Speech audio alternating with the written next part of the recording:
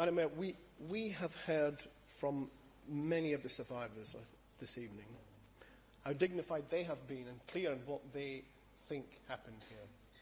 They have told us, or they've told the Council, how we have failed before the Grenfell fire and after the Grenfell fire, and they mentioned the government too, and the government's got a lot to answer for in terms of fire safety and the deregulation of fire safety and building regulations.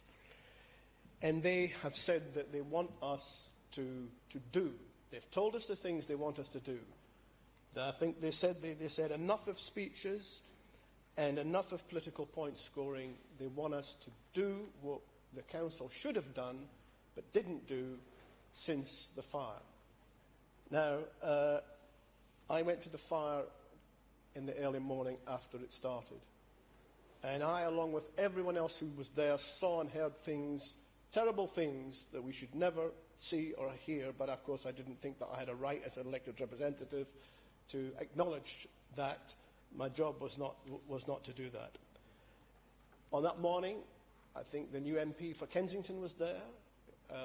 Councillor Blakeman's house became a sort of hub of us going there and trying to work out what we could do, because it became very clear by morning that there was really going to be no support from either the TMO or the Council, although we were all making phone calls to both of those organisations and asking the fire service and the police who were there, where is the emergency teams, where is it happening? And it wasn't happening. And we went around all of the different centres that we found people in who were in dreadful states of distress and need, which was simply not being met.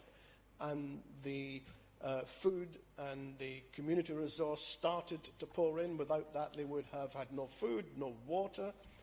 And it was well into the morning before the TMO turned up and didn't really know where they should be putting down their computers or dealing with people. So it's quite clear that there was a complete failure of an emergency plan, which we have. We have an emergency plan, which committees on this Council were given. But the plan, which of course we're going to have to look at, the plan reads well, but it was simply did not happen on the day. It talks about major disasters. It says exactly what should happen during major disasters, what the Council should do.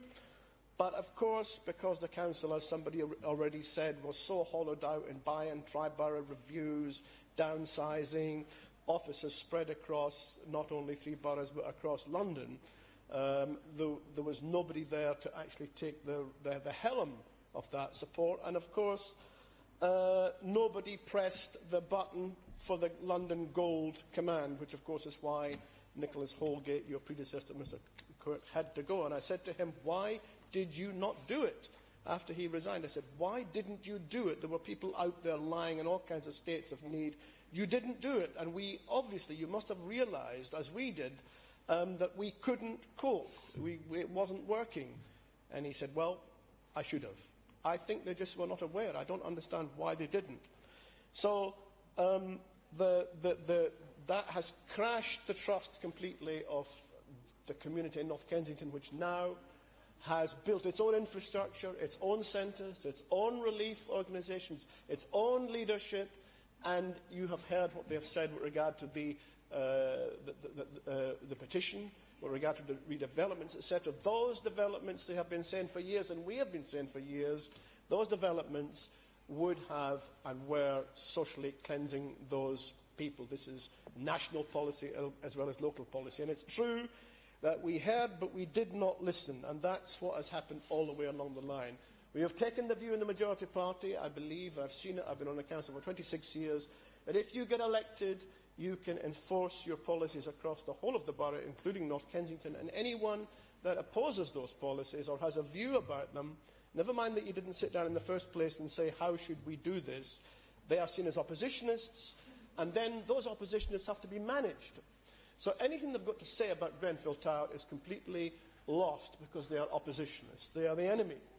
And we were seen as the enemy too, the people who they elected. And that is the feeling I had 2 or 3 days. I couldn't understand what it was. 2 or 3 days after the fire was a feeling of utter shame that I was a member of an authority that acted that way and that allowed that fire to happen. We all have collective responsibility, although the people in power and government and the majority party have more responsibility than we have. We still feel it, even though we didn't have the responsibility of actually enacting it, and that we were supporting those residents to stop it happening, because many of us went through the King's Cross fire.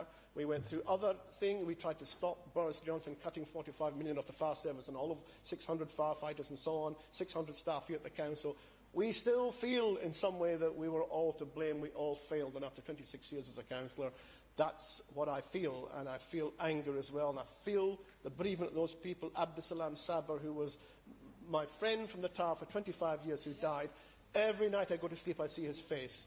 Every night I see the fire. I understand what some of those residents are feeling. I've been on the ground with them for a month, doing whatever they want me to do. And I feel and hear their cries. I've seen them crying, I've seen them breaking down, they're traumatised, and they are still coming here and asking for the help they should have got. These are severely traumatised people. And I feel a little bit of that. And they're saying, you don't understand. We need you to help us. And the hurdles they have to go through, I made a whole list of the things that are deficient, the services that we are saying are available to them, and this is how it works. It's not working like that in many ways. It's not working like that in many ways. Here's one single example. A survivor who lost everything except a few possessions he managed to get from Grenfell Tower. When his father then had a heart attack, he went to the hospital, and then his car was robbed of those few things that he had. And when he went to the Westway Centre to try to get some money that he was due, he was told, you can't have any cash until you get some housing. But he couldn't get housing because we didn't give it to him. So there's a whole series of things here. The amnesty, the Home Office amnesty. People should just come forward, give all the details, and then they'll be deported in a year.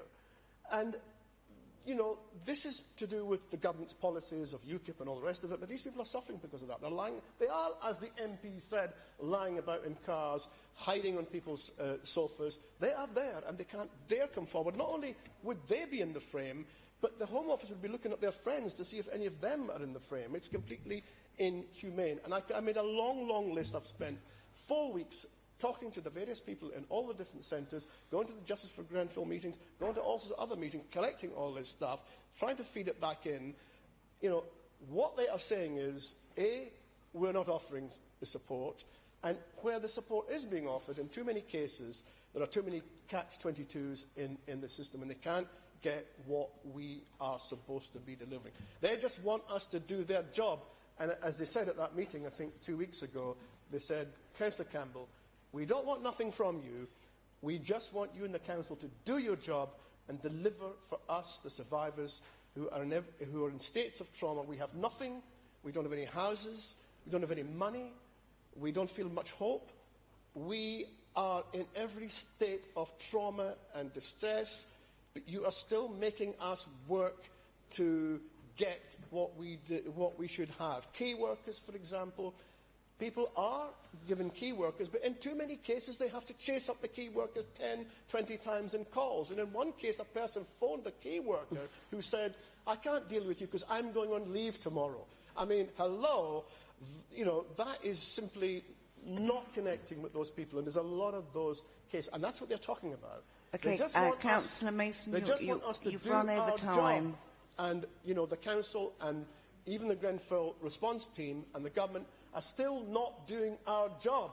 And that's why they're here saying what they're saying. Okay, Councillor Mason, thank you. I think quite a few people... Shall we move on to a general...